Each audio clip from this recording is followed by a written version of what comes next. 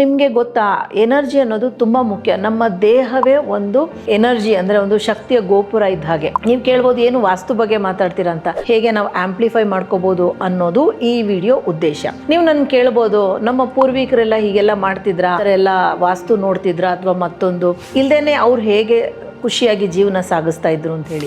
ಒಂದು, ಅವರು ಭೂಮಿಗೆ ಹತ್ತಿರದಲ್ಲಿ ಕೆಲಸ ಮಾಡ್ತಿದ್ರು, ಸಾಧಾರಣ ವ್ಯವಸಾಯಿಗಳಾಗಿರ್ತಿದ್ರು.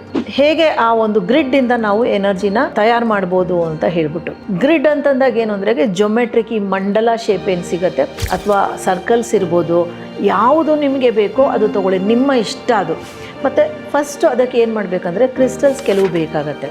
ನಿಮಗೆ ಏನು ಇಂಟೆನ್ಷನ್ ಏನೋ, ಉದ್ದೇಶ ಏನೋ, ನಿಮಗೆ ಹಣದ ತೊಂದರೆ ಇದೆಯಾ ಅಥವಾ ಇರೋ ವರನೋ ವಧುನೋ ಜೊತೆ ಯಾವಾಗಲೂ ಕಿರಿಕಿರಿ ಇರುತ್ತಾ, ಮನೆಯಲ್ಲಿ ಒಂದ್ಸತಿ ಗ್ರಿಡ್ಡನ್ನು ಮಾಡಿದಾಗ ಕನಿಷ್ಠ 48 ದಿನಗಳು ಅದನ್ನು ಡಿಸ್ಟರ್ಬ್ ಮಾಡಬೇಡಿ.